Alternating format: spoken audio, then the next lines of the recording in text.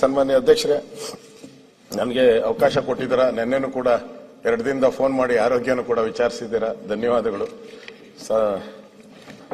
ಸ್ವಲ್ಪ ಪರವಾಗಿಲ್ಲ, ಎಲ್ಲರಿಗೂ ಕಾಯಿಲೆ ಆಗಿದೆ, ನನಗೂ ಬಂದಿದೆ. ವೆದರ್ ಚೇಂಜ್ ಆಗಿದೆ. ಸನ್ಮಾನ್ಯ ಅಧ್ಯಕ್ಷರೇ, ಪುಸ್ತಕ ಇಲ್ಲಪ್ಪ.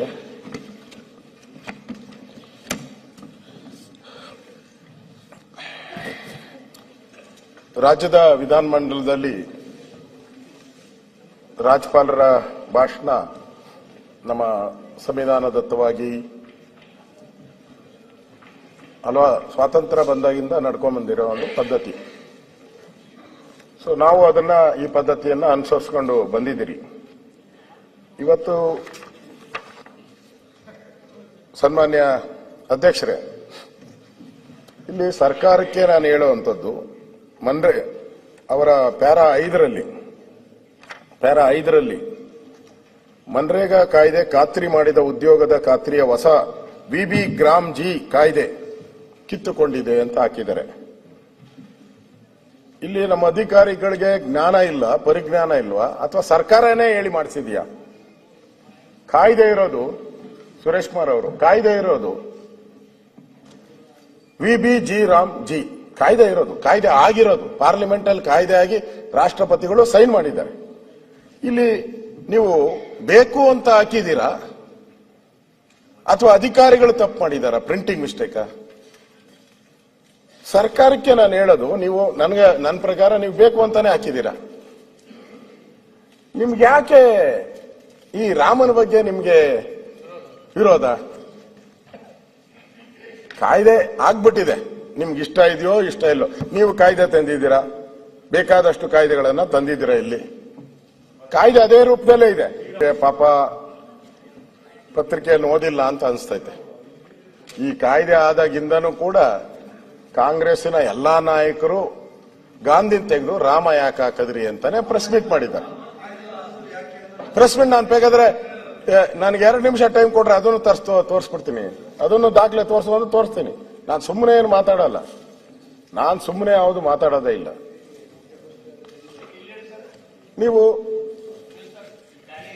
ಇಲ್ಲಿ ಈಗಾಗಲೇ ನಿಮ್ಗೆ ಅದ್ರ ಬಗ್ಗೆ ಅಲರ್ಜಿ ಅಂತ ಅನ್ಸುತ್ತೆ. ರಾಮನಗರ ಇತ್ತು, ಬಹಳ ವರ್ಷಗಳಿಂದ ಯಾವ ಪುಣ್ಯಾತ್ಮ ಪ್ರಾರಂಭ ಮಾಡೋದೋ ಗೊತ್ತಿಲ್ಲ. ಈಗ ಮಂಗಳೂರು ಇದೆ, ಉಡುಪಿ ಇದೆ. ರಾಮನಗರ ಜಿಲ್ಲೆ ತೆಗೆದಾಕ್ಬಿಟ್ಟು ಅದನ್ನ ಬೆಂಗಳೂರು ದಕ್ಷಿಣ ಅಂತ ಮಾಡ್ಬಿಟ್ರು. ಅಲ್ಲೇ ಇದೆ, ಅದನ್ನ ತಳ್ಳಿದ್ರ ಮೂಲೆ ಒಳಕ್ಕೆ ಅಷ್ಟೇ, ಮೂಲೆ ಒಳಗೆ ತಳ್ಳಿದೆ ಅಷ್ಟೇ. ಜಿಲ್ಲೆ ಮತ್ತೆ ಯಾಕೆ ಬೆಂಗಳೂರು ದಕ್ಷಿಣ ಯಾಕಂತೀರಾ? ರಾಮನಗರ ಎಲ್ಲ ಸೇರಿ ಬೆಂಗಳೂರು ಜಿಲ್ಲೆ ಅಂತಿತ್ತು. ಅಲ್ಲ, ಬೆಂಗಳೂರು ದಕ್ಷಿಣ ಯಾಕಿಕ್ಕಿದ್ರಿ? ಅದ್ರ ರಾಮನಗರ ಜಿಲ್ಲೆ ಅಂತ ಇದ್ದಿದ್ದು, ರಾಮನಗರ ತಾಲೂಕು ಅಂತ ಅಲ್ಲ ಇದ್ದಿದ್ದು. ರಾಮನಗರ ಜಿಲ್ಲೆ ಇದೆಯಾ? ಅಲ್ಲೇ ಇದೆ. ಇಲ್ಲ, ರಾಮನಗರ ಜಿಲ್ಲೆ ಇದೆಯಾ? ನಾನ್ ಕೇಳಿದ್ದು ರಾಮನಗರ ಜಿಲ್ಲೆ ಇದೆಯಾ? ಸಭಾಧ್ಯಕ್ಷರೇ, ಈಗ ಅವರೇ ಇನ್ಚಾರ್ಜ್, ಬೆಂಗಳೂರು ಅವರಿದಾಗೆ ತೆಗೆದಿದ್ದು. ಬೆಂಗಳೂರು ನಗರ, ಇದು ರಾಮನಗರ, ಆಮೇಲೆ ಗ್ರಾಮಾಂತರ ಎಲ್ಲ ಸೇರಿ ಬೆಂಗಳೂರು ಜಿಲ್ಲೆ ಅಂತ ಇದ್ದಿದ್ದು. ರಾಮಕೃಷ್ಣ ಹೆಗ್ಡೆ ಅವರು ಅರ್ಬನ್ ಬೇರೆ ಮಾಡಿದ್ರು, ರೂರಲ್ ಬೇರೆ ಮಾಡಿದ್ರು.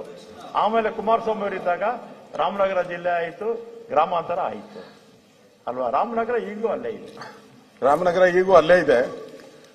ರಾಮಲಿಂಗಾರೆಡ್ಡಿ ಅವ್ರಿಗೆ ಯಾಕೋ ಮರು ಜಾಸ್ತಿ ಆದಂಗೆ ಕಾಣಿಸ್ತೈತೆ. ಮೊದ್ಲು ರಾಮಲಿಂಗಾರೆಡ್ಡಿ ಅಣ್ಣ ಹೆಸರಲ್ಲೇ ರಾಮ ಆಯ್ತಲ್ಲ, ಅದನ್ನ ಹೇಳ್ತಾನೆ. ಏನೋ ಅವ್ರ ಅಪ್ಪ ಇಟ್ಬಿಟ್ಟು ಅವನ ಪುಣ್ಯಾತ್ಮ, ಇವರಾದ್ರೆ 100% ಇಟ್ಕೊಂತ ಇರಲ್ಲ. ಇವರಾದ್ರೆ ಗ್ಯಾರಂಟಿ ಇಟ್ಕೊಂತ ಇರಲ್ಲ. ನಾನು ರಾಮಲಿಂಗಾರೆಡ್ಡಿಗೆ ಕೇಳ್ತೀನಿ, ಫಸ್ಟ್ ಅನೌನ್ಸ್ ಆದಾಗ ಇವ್ರನ್ನ ಜಿಲ್ಲಾ ಇನ್ಚಾರ್ಜ್ ಮಾಡಿದ್ರು, ಇವ್ರನ್ನ ಜಿಲ್ಲೆಗೆ ಇನ್ಚಾರ್ಜ್ ಮಾಡಿದ್ರು. ಆ ಕಾಪಿ ಐತೆ, ನಾನು ಓದ್ತೀನಿ. ಏನಂತ ಹೇಳಿದ್ರೆ, ರಾಮಲಿಂಗಾರೆಡ್ಡಿ ಅವರು ರಾಮನಗರ ಜಿಲ್ಲೆಯ ಉಸ್ತುವಾರಿ ಸಚಿವರು. ಈಗ ಯಾವ ಜಿಲ್ಲೆಯ ಉಸ್ತುವಾರಿ ಸಚಿವರು ಹೇಳಿ? ಈಗ ಯಾವ ಜಿಲ್ಲೆಯ ಉಸ್ತುವಾರಿ ಸಚಿವರು? ರಾಮನಗರ ತಾಲೂಕಿನ ಉಸ್ತುವಾರಿ ಸಚಿವರ ಹೇಳಿ, ಅದನ್ನ ಒಪ್ಕೊಂಬಿಡಿ. ನಾನು ತಾಲೂಕಿಗೆ ಹಾಕ್ಬಿಟ್ಟವ್ರೆ ಅಂತ. ಅದ್ರ ಎಲ್ಲೂ ಹೋಗಿಲ್ಲ, ಮೂಲೆಗುಂಬು ಮಾಡಿದ್ದೀರ ಅಷ್ಟೇ. ಅಂದ್ರೆ ಇವ್ರಿಗೆ ಯಾಕೋ ರಾಮನ ಬಗ್ಗೆ ಆ ಕಂಡ್ರನೇ ಆಗಲ್ಲ ಅಂತ ಅನ್ಸ್ತಾ ಐತೆ ನನ್ಗೆಲ್ಲ. ಇಲ್ಲಿ ಮಹಾತ್ಮ ಗಾಂಧೀಜಿಯವರು ಅಷ್ಟೇ, ಅವರ ಜೀವನ ಪೂರ್ತಿ ರಘುಪತಿ ಎಲ್ಲೇ ಹೋದ್ರೂ ಯಾವುದೇ ಕಾರ್ಯಕ್ರಮ ಮಾಡಿದ್ರು ರಘುಪತಿ ರಾಘವ ರಾಜಾರಾಮ್ ಪತಿತ ಪಾವನ ಸೀತಾರಾಮ್ ಈಶ್ವರ ಅಲ್ಲ ತೇರೆ ನಾಮ್ ಅದು ಪರ್ಮನೆಂಟ್ ಆಗಿ ಹೇಳ್ತಾ ಇದ್ರು. ಈಗ ಆ ರಾಮನ ಹೆಸರನ್ನೇ ಯಾಕೆ ನಿಮ್ಗೆ ದ್ವೇಷ ಅಂತ? ರಾಮ ಈ ದೇಶದ ಆದರ್ಶ ಪುರುಷ, ಕೊಟ್ಟ ಮಾತಿಗೆ ತಪ್ಪದೇ ಇರುವಂತವನು. ಕಾಡಲ್ಲಿ ಹೋದಾಗ ಆ ಒಬ್ಬ ಹೆಣ್ಣುಮಗಳು ಕಚ್ಚಿ ಹಣ್ಣನ್ನ ಎಂಜಲು ಹಣ್ಣನ್ನು ಕೊಟ್ಟರು ಭಕ್ತಿಯಿಂದ ಅದನ್ನ ತೆಗೆದುಕೊಂಡಂತವನು ರಾಮ. ಶಬರಿಗೆ ಇಲ್ಲಿ ಆ ರಾಮನ ವಿರುದ್ಧನೇ ಕೂಡ ಒಂದು ದ್ವೇಷದ ಭಾವನೆಯನ್ನ ನೀವು ಮಾಡ್ತಾ ಇದ್ದೀರಾ. ನನ್ಗನ್ಸ್ತೈತೆ ಕೇಂದ್ರ ಸರ್ಕಾರದ ಮೇಲೆ ಪದೇ ಪದೇ ಪದೇ ಪದೇ ಯಾವುದೇ ರಾಜ್ಯಗಳನ್ನ ನಾನು ನೋಡಿಲ್ಲ. ಇದುವರೆಗೂ 18 ನಿರ್ಣಯಗಳನ್ನ ಮಂಡಿಸಿದ್ದಾರೆ. 18 ನಿರ್ಣಯಗಳು. ಇನ್ನು ಒಂದು 19ನೇ ನಿರ್ಣಯನೂ ಕೂಡ ನಾಳೆ ನಾಡ್ದು ಮಂಡಿಸಕ್ ಹೋಗ್ತಾ ಇದ್ದೀರ. ಕಾಲು ಕೆರೆದು ಜಗಳಕ್ಕೆ ಹೋಗ್ತಾ ಇದ್ದೀರ. ಅವಶ್ಯಕತೆ ಇದೆಯಾ? ರಾಜ್ಯದ ಅಭಿವೃದ್ಧಿಗೆ ಕೇಂದ್ರ ಮತ್ತು ರಾಜ್ಯ ಸರ್ಕಾರಗಳು ಒಟ್ಟೊಟ್ಟಿಗೆ ಕೆಲಸ ಮಾಡಿದಾಗ ಮಾತ್ರ ರಾಜ್ಯದ ಅಭಿವೃದ್ಧಿ ಆಗ್ತೈತೆ. ಹಿಂದೆ SM ಕೃಷ್ಣ ಅವರಿದ್ರು, ಅವರು ಕಾಂಗ್ರೆಸ್ಸಿನ ಪ್ರಭಾವಿ ನಾಯಕರು. ಪರಮೇಶ್ವರ ಬಹಳ ಅವ್ರ ಜೊತೆ ಇದ್ದವರು. SM ಕೃಷ್ಣ ಅವ್ರ ಜೊತೆ ಎಂದಾದರೂ ದ್ವೇಷ ಮಾಡ್ಕೊಂಡಿದ್ದೀರಾ? ಮೆಟ್ರೋ ಬಂತು ಅವರ ಕಾಲದಲ್ಲೇ, ಅಟಲ್ ಬಿಹಾರಿ ವಾಜಪೇಯಿ ಇದ್ದಾಗ. ಇಂಟರ್ನ್ಯಾಷನಲ್ ಏರ್ಪೋರ್ಟ್ ಬಂತು. ಸೌಹಾರ್ದತೆಯಿಂದ ನಡ್ಕೊಂಡಾಗ ಬೆನಿಫಿಟ್ ಜಾಸ್ತಿ.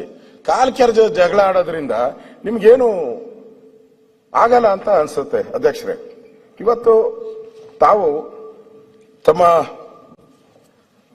ರಾಜ್ಯಪಾಲರ ಭಾಷಣದಲ್ಲಿ 46ನೇ ಪುಟ 122ನೇ ಪ್ಯಾರದಲ್ಲಿ ತಾವು ಸಂವಿಧಾನ ಬಗ್ಗೆ ಹೇಳಿದ್ದೀರ. ನೀವು ಸಂವಿಧಾನದ ಆಶಯಗಳ ಬಗ್ಗೆ ಮಾತಾಡಿದ್ದೀರ. ಇಲ್ಲಿ ಅಂಬೇಡ್ಕರ್ ಅವರ ನೇತೃತ್ವದಲ್ಲಿ ರಚಿಸಿದ ಸಂವಿಧಾನದ ಆಶಯಗಳಿಗೆ ಅನುಗುಣವಾಗಿ ನಾವು ಕೆಲಸ ಮಾಡ್ತೀರಿ ಅಂತ ಹೇಳಿದ್ದೀರ ನೀವು.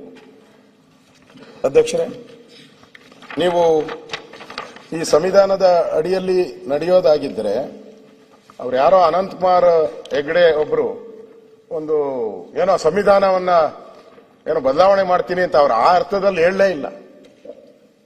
ಆದ್ರೆ ನೀವು ಅದನ್ನೇ ದೊಡ್ಡ ಪ್ರಚಾರ ಮಾಡಿಬಿಟ್ರಿ. ಇವತ್ತು ನೀವು ಸಂವಿಧಾನದ ಬಗ್ಗೆ ಮಾತಾಡ್ತೀರಲ್ಲ, ನೀವು ಸಂವಿಧಾನನ ಎಷ್ಟು ಬಾರಿ ತಿದ್ದುಪಡಿ ಮಾಡಿದ್ದೀರಾ? ನೀವು ದೇಶದಲ್ಲಿ ಆಡಳಿತ ಮಾಡದಂತವರು ಜವಾಹರ್ಲಾಲ್ ನೆಹರು ಅವರು 17 ಬಾರಿ ಸಂವಿಧಾನವನ್ನ ತಿದ್ದುಪಡಿ ಮಾಡಿದ್ದಾರೆ. ಇಂದಿರಾ ಗಾಂಧಿಯವರು 29 ಬಾರಿ ಸಂವಿಧಾನವನ್ನ ತಿದ್ದುಪಡಿ ಮಾಡಿದ್ದಾರೆ. ರಾಜೀವ್ ಗಾಂಧಿಯವರು 10 ಬಾರಿ ಮಾಡಿದ್ದಾರೆ. ಒಟ್ಟಾರೆ ಕಾಂಗ್ರೆಸ್ ಅವರು ಎಷ್ಟು ಮಾಡಿದ್ದಾರೆ ಅಂತ ಹೇಳಿದ್ರೆ 72 ಬಾರಿ ಈ ಸಂವಿಧಾನವನ್ನ ತಿದ್ದುಪಡಿ ಮಾಡಿದ್ದಾರೆ. 72 ಬಾರಿ. ಬರ್ತೀನಿ ಅಲ್ಲಿಗೆ. ನೀವು ಕೇಳ್ತೀರಾ ಪರಮೇಶ್ವರ್ ಅವರೇ, ಅಲ್ಲಿಗೂ ಬರ್ತೀನಿ ನಾನು. ಆಮೇಲೆ ಅವರು ಕೇಳಿದ್ರು, ಅಟಲ್ ಬಿಹಾರಿ ವಾಜಪೇಯಿ ಅವರು 14 ಬಾರಿ ಮಾಡಿದ್ದಾರೆ. ನರೇಂದ್ರ ಮೋದಿ ಅವರು 8 ಬಾರಿ ಮಾಡಿದ್ದಾರೆ. ಅಂದ್ರೆ ನೀವು 72 ಬಾರಿ ಮಾಡಿದವರು. ನೀವು ಸಂವಿಧಾನವನ್ನ 72 ಬಾರಿ ತಿದ್ದುಪಡಿ ಮಾಡಿದವರು. ಶಾಬಾನು ಪ್ರಕರಣದ ಎಷ್ಟು ವರ್ಷನ ಆಗ್ಲಿ,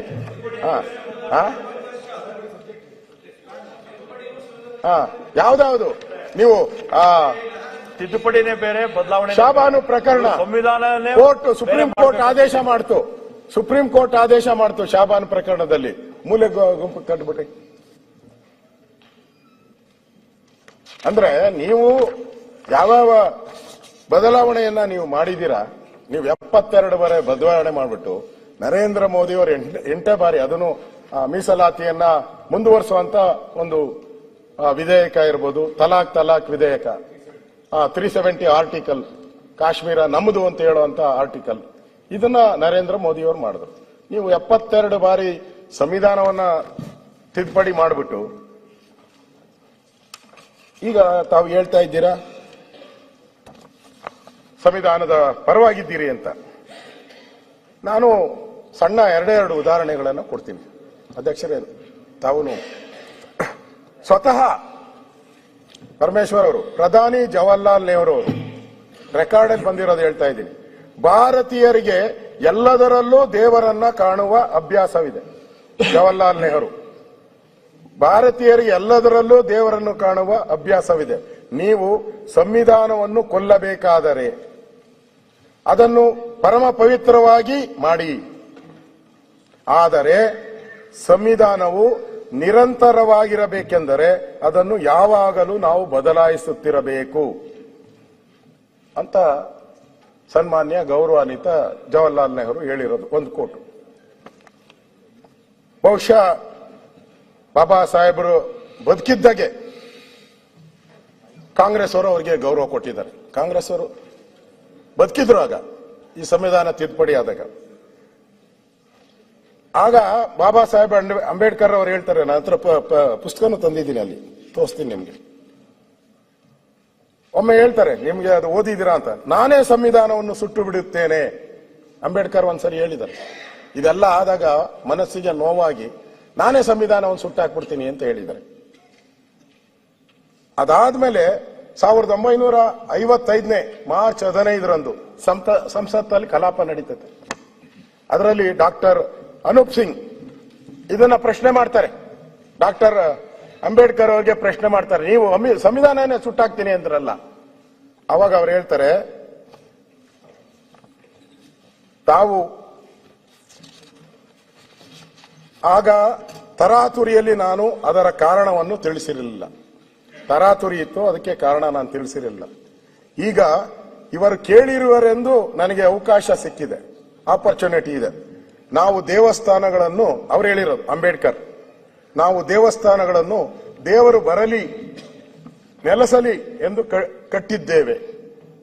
ಆದರೆ ದೇವರನ್ನು ಪ್ರತಿಷ್ಠಾಪಿಸುವ ಮೊದಲೇ ಪಿಚಾಚಿಗಳು ಒಕ್ಕರಿಸಿ ಕೂತಾಗ ದೇವಸ್ಥಾನವನ್ನು ಕೆಡವದೆ ಮತ್ತೇನು ಮಾಡಲು ಸಾಧ್ಯ? ಅಂಬೇಡ್ಕರ್. ನಮಗೆ ಅಸುರ ಶಕ್ತಿಗಳು ಕೂರುವುದು ಬೇಕಿಲ್ಲ, ದೇವರು ಬಂದು ನೆಲೆಸಬೇಕೆಂಬುದು ನಮ್ಮಿಚ್ಛೆ. ಅದೇ ಕಾರಣಕ್ಕೆ ನಾನು ಸಂವಿಧಾನವನ್ನು ಸುಡುತ್ತೇನೆ ಎಂದು ಹೇಳಿದ್ದೆ ಅಂತ ಹೇಳಿ ಅಂಬೇಡ್ಕರ್ ಅವರು ಹೇಳಿದ್ದಾರೆ. ಸನ್ಮಾನ್ಯ ಅಧ್ಯಕ್ಷರೇ, ಇದು ಸಂವಿಧಾನದಲ್ಲಿ ಅಂಬೇಡ್ಕರ್ ಅವರು ಸಂವಿಧಾನದ ಬಗ್ಗೆ ಹೇಳಿರುವಂತ ಮಾತು. ಇನ್ನು ಮಹಾತ್ಮ ಗಾಂಧೀಜಿಯವರು ಹೆಸರನ್ನ ತೆಗೆದಾಕಿದ್ದೀರಿ ಅಂತ ಈಗ ಪುಸ್ತಕದಲ್ಲಿ ತೋರಿಸಿದ್ದೀರಾ. ಅದೇ 12 ಪೇಜ್ ಬರೆದಿದೆ. ಮಹಾತ್ಮ ಗಾಂಧೀಜಿ ವಿಚಾರವಾಗಿ ಸಂಬಂಧಪಟ್ಟ 12 ಪೇಜ್ ಬರೆದಿದ್ದೀರ. ಗಾಂಧಿ ಹೆಸರು ತೆಗೆದಿದ್ದೀರಾ, ರಾಮ್ ಹೆಸರನ್ನ ಸೇರಿಸಿದ್ದೀರಾ. ಆಕ್ಚುಲಿ ಗಾಂಧೀಜಿಯವರ ಪೂರ್ತಿ ಹೆಸರು ಮಹಾತ್ಮ ಗಾಂಧೀಜಿಯವರು ಮೋಹನದಾಸ ಕರಮಚಂದ್ರ ಗಾಂಧಿ ಅವ್ರ ಪೂರ್ತಿ ಹೆಸರು. ಇವರು ಅದನ್ನ ಆ ಗಾಂಧಿನ ಅದು ಬಿಟ್ಬಿಟ್ರು, ಮೋಹನದಾಸ ಕರ್ಮಚಂದ್ರ ಬಿಟ್ಬಿಟ್ರು, ಆ ಗಾಂಧಿನ ಮಾತ್ರ ತಗೊಂಡ್ರು ಇವರು. ಗಾಂಧಿನ ತಗೊಂಡು ಇವರು ನಕಲಿ ಗಾಂಧಿಗಳು ಉತ್ಪತ್ತಿ ಆಗೋದ್ರು. ನಕಲಿ ಗಾಂಧಿಗಳು ಸಂಬಂಧನೇ ಇಲ್ಲ ಅವ್ರಿಗೂ ಉತ್ಪತ್ತಿ ಆದ್ರು. ನಾನು ಕೇಳಕ್ ಇಷ್ಟಪಡ್ತೀನಿ, ಪರಮೇಶ್ವರ್ಗೂ ಕೇಳ್ತೀನಿ, ರಾಮಲಿಂಗಾರೆಡ್ಡಿ ಯಾಕೋ ಎದ್ದೆದ್ದು ಕೇಳ್ತಾರೆ ಇವತ್ತು, ಅದಕ್ಕೆ ಕೇಳ್ತೀನಿ, ಎಷ್ಟು ಗಾಂಧಿ ಹೆಸರಿಟ್ಟಿದ್ದೀರಾ ಹೇಳಿ? ಎಷ್ಟು ಈ ದೇಶದಲ್ಲಿ ನೀವು ಏನೇನು ಯೋಜನೆಗಳು ತಂದಿದ್ದೀರಾ? ಇಲ್ಲಪ್ಪ, ನೀವು ಏನೇನು ಯೋಜನೆಗಳನ್ನ ತಂದಿದ್ದೀರಾ? ಆ ಯೋಜನೆಗಳಿಗೆ ಎಷ್ಟಕ್ಕೆ ಗಾಂಧಿ ಹೆಸರಿಟ್ಟಿದ್ದೀರಾ ಹೇಳಿ? ಎಷ್ಟು ತಂದಿಟ್ಟಿದ್ದೀರಾ ಹೇಳಿ? ಹೋಗಿ ಯಾವುದೇ ತಾಲೂಕು ಕೇಂದ್ರಕ್ಕೆ ಹೋಗಿ ದೇಶದ ಎಲ್ಲಾ ಭಾಗದಲ್ಲೂ ಗಾಂಧೀಜಿಯವರ ಹೆಸರಲ್ಲಿ ಲೇಔಟ್ಗಳು, ರಸ್ತೆಗಳು, ಸ್ಟ್ಯಾಚ್ಯೂಗಳು. ಬರೀ ನಮ್ಮ ದೇಶ ಅಲ್ಲ, ಪ್ರಪಂಚದ 100 ದೇಶಗಳಲ್ಲಿ ಮಹಾತ್ಮ ಗಾಂಧೀಜಿ. ಹೇಳ್ತೀನಿ ಈಗ, ಅದನ್ನೇ ನೀವು ಕೇಳಲಿ ಅಂತಾನೆ ಎದ್ದಿದ್ದು ಒಳ್ಳೇದಾಯ್ತು. ಗಾಂಧೀಜಿ ಅಂತ ಏನೇನು ಹೆಸರು ಇಟ್ಟಿದ್ದಾರೆ ಅಂತ ಹೇಳಿದ್ರು. 4 ಹೆಸರು ಅವ್ರ ಬಾಯಲ್ಲಿ ಬರಲಿಲ್ಲ. ಅಲ್ಲಿಟ್ಟಿದ್ದೀನಿ, ಇಲ್ಲಿಟ್ಟಿದ್ದೀನಿ, ಅಲ್ಲಿಟ್ಟಿದ್ದೀನಿ ಅಂತ ಹೇಳಿದ್ರಿ, ಬರ್ಲಿಲ್ಲ. 4 ಹೆಸರು ಬರಲಿಲ್ಲ. ಅಧ್ಯಕ್ಷರೇ, ನಾನು ಒಂದು ಹೇಳ್ತೀನಿ. ನಮ್ಮ ಈ ಗಾಂಧಿ ಹೆಸರಲ್ಲಿ ಏನೇನು ಅನ್ಯಾಯ ಮಾಡಿದಾರೋ ಅದನ್ನ ಆಮೇಲೆ ಹೇಳ್ತೀನಿ ನಾನು. ಆದರೆ ನೀವು ಇಂದಿರಾ ಗಾಂಧಿ ಫ್ಯಾಮಿಲಿಯಲ್ಲಿ ನೀವು ಇಟ್ಟಿರೋ ಹೆಸರುಗಳು,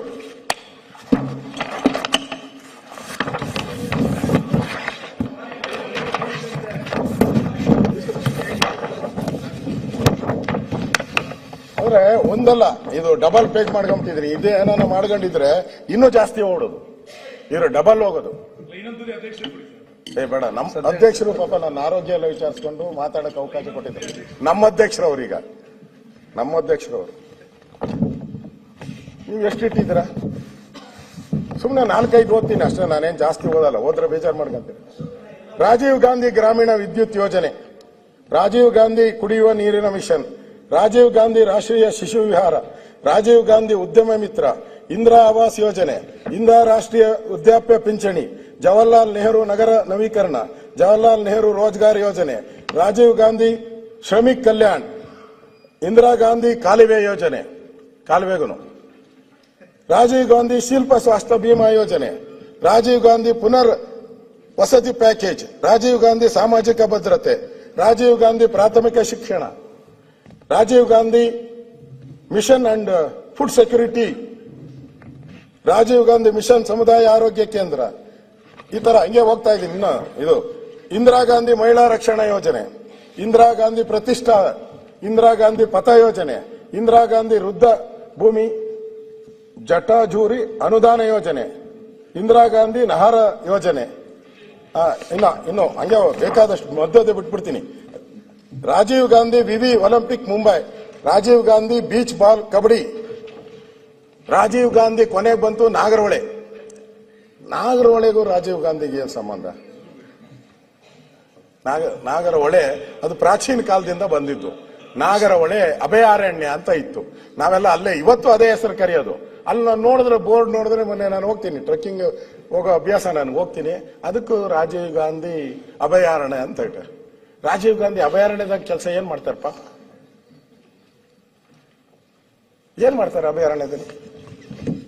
ಆದರೆ ರಾಜೀವ್ ಗಾಂಧಿ ಇದು ಈ ತರ ಇಂದಿರಾ ಗಾಂಧಿ ಕಣ್ಣಿನ ಆಸ್ಪತ್ರೆ ಸಂಶೋಧನೆ ಕೇಂದ್ರ, ಇಂದಿರಾ ಗಾಂಧಿ ಆಸ್ಪತ್ರೆ ಶಿಶು ಸಿಮ್ಲಾ, ಆಮೇಲೆ ಜವಾಹರ್ಲಾಲ್ ನೆಹರು ಇನ್ಸ್ಟಿಟ್ಯೂಟ್ ಆಫ್ ಸ್ನಾತಕೋತ್ತರ ವೈದ್ಯಕೀಯ ಶಿಕ್ಷಣ, ಜವಾಹರ್ಲಾಲ್ ನೆಹರು ಕ್ಯಾನ್ಸರ್ ಆಸ್ಪತ್ರೆ, ಜವಾಹರ್ಲಾಲ್ ನೆಹರು ವೈದ್ಯಕೀಯ ಕಾಲೇಜು, ಜವಾಹರ್ಲಾಲ್ ಹೋಮಿಯೋಪಥಿಕ್, ನೆಹರು ವಿಜ್ಞಾನ ಕೇಂದ್ರ, Pandit Jawaharlal Nehru institute of homeopathic medical science. ಈ ತರ ರಾಜೀವ್ ಗಾಂಧಿ ಸ್ಮಾರಕ ಉಪನ್ಯಾಸ, ರಾಜೀವ್ ಗಾಂಧಿ ಅಕ್ಷಯ,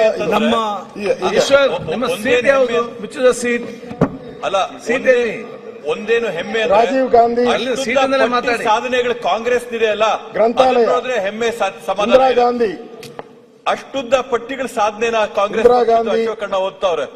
ರೋಡ್ ಇಂದಿರಾ ಗಾಂಧಿ ಸಾಗರ ಅಣೆಕಟ್ಟು ನಾಗ್ಪುರ, ಇಂದಿರಾ ಗಾಂಧಿ ಕ್ರೀಡಾಂಗಣ ಶಿಮ್ಲಾ, ನೆಹರು ಚೌಕ, ನೆಹರು ಸ್ಟ್ರೀಟ್, ನೆಹರು ನಗರ, ನೆಹರು ಮಾನ್ಯ ಸಭಾಧ್ಯಕ್ಷರೇ, ನಮ್ಮ ಪಕ್ಷದ ಅಭಿವೃದ್ಧಿ ಯೋಜನೆಗಳನ್ನ ರಾಜ್ಯದ ಜನತೆಗೆ ತಿಳಿಸಿದ ಅಶೋಕಣ್ಣ ಅಭಿನಂದನೆ.